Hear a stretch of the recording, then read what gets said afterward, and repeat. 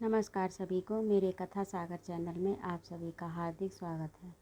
आज मैं उपस्थित हूँ मेरी आत्मकथा रविन्द्रनाथ टैगोर द्वारा जो लिखी गई है उसका अगला अंश लेकर, जिसका शीर्षक है अपने देश पर अभिमान। ऊपरा ऊपरी देखने से हमारे परिवार में बहुत से विदेशी रीति रिवाज चलन में दिखलाई पड़ेंगे, लेकिन भीतरी दृष्टि से देखा जाए तो उसमें देश के अभिमान की ज्योति धीमे रूप में कभी दिखलाई नहीं पड़ेगी।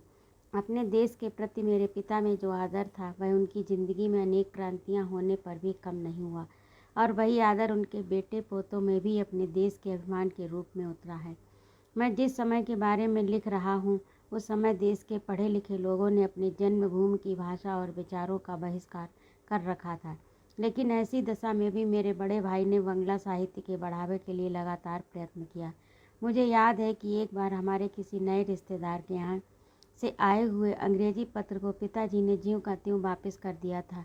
हमारे घराने की सहायता से लगाए जाने वाले हिंदू मेला नामक एक सालाना यात्रा भरा करती थी। इसकी व्यवस्था करने के लिए बाबू नवगोपाल मित्र थे। शायद बड़े गर्व से भारतवर्ष को अपनी मातृभूमि प्रकट करने का पहला प्रयत्न होगा। इन्हीं दिनों मेरे दूसरे बड़े भाई ने भारतीय जय नामक लोकप्रिय राष्ट्रगीत लिखा। इस मेले की खासियत जन्मभूमि की निर्मल कीर्ति से भरे हुए पद गाने, स्वदेश प्रेम से लबालब भरी हुई कविता पढ़ने और देशी उद्योग धंधे और हुनर की प्रदर्शनी करने तथा राष्ट्र स्तर की बुद्धिमत्ता और कौशल को बढ़ावा देना आदि था। लॉर्ड कर्जन के दिल्ली परिवार के मौके पर मैंने एक गद्य लेख लिखा। यही लेख लॉर्ड लिटन के समय पद में लिखा था। उस समय की अंग्रेजी सरकार रसिया से भले ही डरती हो, लेकिन एक 14 साल के बच्चे से थोड़े ही डरती थी। इसीलिए उस कविता में मैंने अपनी उम्र के अनुसार कितने ही तीखे विचार क्यों न प्रकट किए हों, मगर उसका असर कमांडर इन चीफ से लेकर पुलिस कमिश्नर तक किसी भी अधिकारी पर दिखलाई नहीं पड़ा, और न लंदन टाइम्स ने ही अपने अधिकारियों को इस उदासीनता पर कोई आंसू भरा पत्र व्यवहार ही छापा। मैंने हिंदू मेले में अपनी यह कविता एक पेड़ के नीचे पढ़ी। उस समय सुनने वालों में नवीन सेन नामक एक कवि थे। उन्होंने ही मेरे बड़े होने की घटना की मुझे याद दिलाई। मेरा चौथा भाई ज्योतिरिंद्र एक सरकारी संस्था को जन्म देने वाला था। इस संस्था के प्रमुख राजनारायण बोस थे। कलकत्ते की एक आड़ी तिरछी गली के टूटे फूटे मकान में हुई इस सभा की बैठकें हुआ करती थी। इसके कामकाज के बारे में लोग बिल्कुल अनजान थे। उनके विचार छुपकर से हुआ करते थे। इसी कारण इस सभा के बारे में गहनता और डर भाग गया था। असल में देखा जाए तो हमारे आचार विचार में सरकार और जनता के डर का कारण कुछ भी नहीं था। दोपहर का समय हम यहाँ कहाँ बिताते हैं, इसकी कल्पना हमारे घर के दूसरे लोगों को कुछ भी न थी। बैठक के आगे वाले दरवाजे पर हमेशा ताला लगा रहता था। बैठक के कमरे में आने के निशान के रूप में एक वेद मंत्र नियत था, और हम आपस में धीरे धीरे बतलाते थे। हमको डराने के लिए इतनी ही बातें काफ़ी थी कि दूसरी बातें की ज़रूरत ही न थी। यद्यपि मैं बच्चा था तो भी सभा का सदस्य हो गया था। हमारे आसपास एक तरह की मतवाली हवा का कुछ ऐसा माहौल फैल गया था कि हम उत्साह रूपी पंखों पर बैठे हुए उड़ते दिखाई पड़ते थे। हमें संकोच, अपनी काबिलियत पर भरोसा न होना या डर का नाम भी मानो मालूम न था। केवल जोश की गर्मी में तपते रहते ही हमारा एकमात्र काम था। बहादुरी में भले ही कभी कभी कुछ कमियां पैदा हो जाती हों, लेकिन बहादुरी के बारे में ज्ञात आदर इंसान के भीतर छिपा रहता है, इसमें शक नहीं। सब देशों के साहित्य में ये दिखलाई पड़ेगा कि इस आदर को बनाए रखने के लिए निरंतर यत्न किए जा रहे हैं और विशेष समाज किसी भी दशा में इन उत्साह भरे प्रहारों की लगातार मार को किसी भी तरह टाल नहीं सकता। हमको भी अपनी कल्पनाओं के घोड़े दौड़ाकर इकट्ठे बैठकर बड़ी बड़ी बातें बनाकर और खूब तेज पूर्व गाना गाने इन मारों का जवाब देना पड़ता और इस तरह संतोष करना पड़ता था। मानव जाति के शरीर में भरी हुई अति प्रिय ताकत को बाहर न आने देकर उससे निकलने के सभी दरवाजे के बंद करने की तुच्छ कोटि के धंधों के अनुकूल बनावटी स्थिति पैदा हो जाती है, इसमें शक नहीं है। साम्राज्य की फैली हुई राज व्यवस्था में सिर्फ क्लर्की का रास्ता खुले रहने से ही काम न चलेगा। यदि साहस भरे जिम्मेदारी के काम सिर पर लेने का मौका नहीं मिले तो इंसान की आत्मा बंधन से छुटकारा पाने हेतु छटपटाने लगती है, और इसके लिए वह कंकरीले पथरीले विचार शून्य उपायों के सहारे की मंशा करने लगता है। मुझे भरोसा है कि सरकार ने यदि उस समय शक के साथ कोई डरावनी राह अपनाई होती तो इस मंडल के जवान सदस्य अपने काम की समाप्ति जो सुख से करना चाहते थे वह दुखमय हुआ होता। इस मंडल के खेलों का अंत हो गया, लेकिन उससे फोर्ट विलियम की एक भी ईंट हिलने नहीं पाई है। इस मंडल के कामों की याद आने पर आज भी हमें हंसी आए बिना नहीं रहती। मेरे भाई ज्योतिरिंद्र ने भारत के लिए राष्ट्रीय पोशाक की खोज की थी और उसके नमूने उक्त मंडल के पास भेजे थे। उनका कहना था कि धोती ढीली ढाली है और पायजामा विदेशी। उससे इन दोनों को मिलाकर एक तीसरा भी ढंग निकाला, जिसमें धोती की तो बेइज्जती ही हुई पर पायजामे का कुछ भी सुधार न हो सका। उसने पायजामे के आगे पीछे भी धोती की बनावट का पटली लगाकर पायजामे को सुंदर बनाने का प्रयत्न किया। इधर पगड़ी और टोपी का मेल करके उसने एक डरावने से ढकने के लिए रचना की। हमारे मंडल के उत्साही सभासदों ने भी उसकी सराहना करने में जरा भी आगा पीछा नहीं किया। मेरा भाई बिना किसी झिझक के दिन दहाड़े दोस्त, परिवार, नौकर चाकर सबके सामने उसको बिचकाते रहने पर भी वह पोशाक पहनने लगा। साधारण ढंग के इंसान ऐसा धीरज नहीं दिखा सकते। अपने देश के लिए प्राण देने वाले बहुत से भारतीय शायद निकलेंगे, पर मेरा भरोसा है कि अपने देश के भले के लिए एक नए तरह की राष्ट्रीय पोशाक पहनकर आम रास्ते पर निकलने की हिम्मत बहुत थोड़े लोग कर सकेंगे। मेरा भाई हर इतवार को अपनी मंडली के साथ शिकार को जाया करता था। इस मंडली में कुछ बिना बुलाए लोग भी शामिल हो जाते थे, जिनमें से बहुतों को हम पहचानते भी न थे। हमारी इस मंडली में एक सुनार, एक लोहार, दूसरे समाज के लोग रहते थे। इस शिकार के दौरे में खून खराबा कभी नहीं होता। कम से कम मैंने तो खून खराबा कभी नहीं देखा। इसी मंडली के कार्यक्रम में अनोखापन और मज़ा बहुत रहता था। किसी को बिना मारे या बिना घायल किए शिकार कैसा, लेकिन हमारा शिकार तो ऐसा ही होता था। मारने या घायल करने का महत्व हमारी इस मंडली में नहीं माना जाता था। बिल्कुल सुबह शिकार पर जाने के कारण मेरी भौजाई हमारे साथ पूड़ियाँ व खाने की दूसरी चीज़ें खूब बांध दिया करती थी।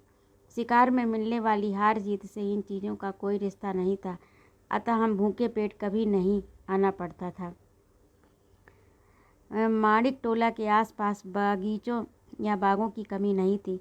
शिकार खत्म होने पर किसी एक बगीचे में चले जाने पर जात पात का भेद किए बिना किसी एक तालाब के घाट पर बैठकर साथ वाले पदार्थों पर हाथ साफ करते थे और उनमें हम रत्ती भर भी नहीं छोड़ते।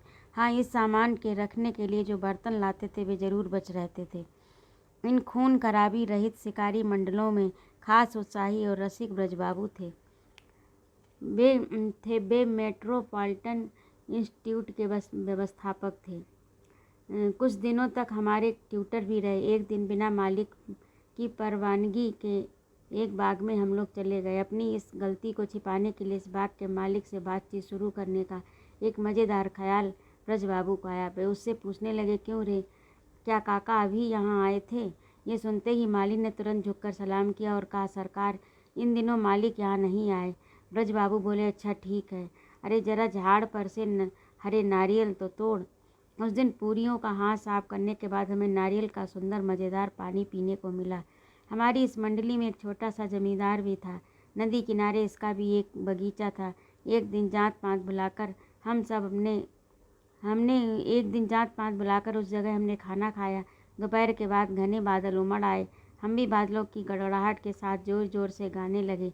ये तो मैं नहीं कह सकता कि राजनारायण बाबू के गले में एक साथ ही 7 सुर निकले थे या नहीं, पर यह कहा जा सकता है कि जिस तरह संस्कृत भाषा का मूल टीका टिप्पणियों के जाल में छिप जाता है, उसी तरह उनकी आवाज़ निकलते ही शरीर के अंग मोड़ने में उनका गाना भी गायब हो जाता था। ताल को प्रकट करने के लिए उनकी गर्दन इधर से उधर हिलती थी। बरसात ने उनकी दाढ़ी की हालत खराब कर डाली थी। जब देर रात हो गई तब भाड़े की गाड़ियों में हम अपने घर आए। उस समय बादल बिखर गए थे, तारे चमकने लगे थे, अंधेरा मिट रहा था और माहौल में सन्नाटा था। गांव के रास्तों पर पशु पक्षी भी नहीं दिखलाई पड़ते थे। हाँ, दोनों ओर की शून्य झाड़ी में बारूद की चिंगारी से जुगनू चमक रहे थे। आग पेटी तैयार करना और दूसरे छोटे छोटे धंधों को बढ़ावा देना भी हमारे मंडल का काम था। इस काम के लिए मंडल के हर एक सदस्य को अपनी आमदनी का 10वां हिस्सा देना पड़ता था। दिया सलाई की पट्टी तैयार करने का तो इरादा ही हो गया था, पर उसके लिए लकड़ी मिलना मुश्किल था। हम ये अच्छी तरह जानते थे कि खड़ू की सीख की बुहारी काबिल हाथों में रहने पर अपना तेज असर दिखलाती है, लेकिन उसके छूने से दिए की बत्ती नहीं जल सकती। यहाँ पर खड़ू की सीख एक मुहावरा है जो बंगाल में प्रसिद्ध है। इसका अर्थ भी यहाँ पर दिया गया है कि बंगाल में ये मानना है कि जिस औरत के हाथ में खड़ू की सीख की बुहारी होती है उसका उपयोग पति पर किया जाता है और उसका पति हमेशा उसके आगे झुका रहकर घर का कामकाज करता रहता है। बहुत से प्रयोग करने के बाद हम एक पेटी पर सिलाई बना सके। इसमें न केवल हम लोगों का ऊंचा देश के प्रति अभिमान ही चुका, बल्कि जितना पैसा खर्च हुआ उससे साल भर का दिया बत्ती का खर्च भी चला होता। एक कमी इसमें और थी, वह यह है कि इसके जलाने के लिए दूसरे दिए की ज़रूरत पड़ती थी। जिस स्वदेश गौरव की ज्योति से इसका जन्म हुआ था, उस ज्योति का थोड़ा सा हिस्सा भी इन्होंने ग्रहण किया होता तो आज भी वे बाजार में लाने योग्य नहीं होती। जिस समय राजनारायण बाबू से मेरी पहल जानकारी हुई, उस समय उनके बहुत से गुणों को जानने लायक मेरी उम्र न थी। उसमें अनेक गुणों का मिलन था। उनके सिर और दाढ़ी के बाल कैद हो गए थे, तो भी हम में से छोटे बच्चे जितने भी छोटे थे, जवानी को हमेशा बनाए रखने के लिए उनके शरीर ने जैसे सफ़ेद कवच पहन रख लिया हो। उनके गहरे पंडितपन उन बातों पर जरा भी प्रभाव नहीं हुआ था और रहन सहन भी ज्यों का त्यों सादा। उसमें बुढ़ापे की गंभीरता, बीमारी, दुनियादारी के झंझट, विचारों की गंभीरता और अनेक ज्ञान संचय काफ़ी तादाद में था। तो भी इन बातों में से किसी एक भी बात के कारण उनके निष्कपट सुंदर हास्य रस में कभी कमी नहीं हुई। इंग्लिश कवि रिचर्डसन के वे बहुत ही प्यारे शिष्य थे। इंग्लिश पढ़ाई के माहौल में ही उनका लालन पालन हुआ था, तो भी बचपन के विपरीत संस्कारों को दूर कर बड़े प्यार और भक्ति के साथ वे बंगाली साहित्य के भक्त बने। यद्यपि वे बहुत ही शांत प्रकृति के थे, तो भी उनमें तीखापन कम न था और देश गौरव की ज्वाला ने उनमें इतनी जगह कर ली थी कि यह मालूम होता था कि मानो यह ज्वाला देश की बुरी दशा को जलाकर राख में मिला देने के ख्याल में है। वे हंसमुख मीठे बोलू, जोशीले और ताजिंदगी जवानी के जोश में थे। उनको ऐसी काबिलियत थी कि मेरे देश का भाई इस सज्जन पुरुष का चरित्र अपनी याद के पटल पर खोद कर उसका हमेशा जय जयकार करते रहें। तो ये था आज का अंश। आप लोगों को कैसा लगा कमेंट करके अवश्य बताइएगा और कृपया मेरे चैनल को भी सब्सक्राइब कर दीजिएगा। सुनने के लिए आप सभी का अनंत आभार। जय माँ भारती।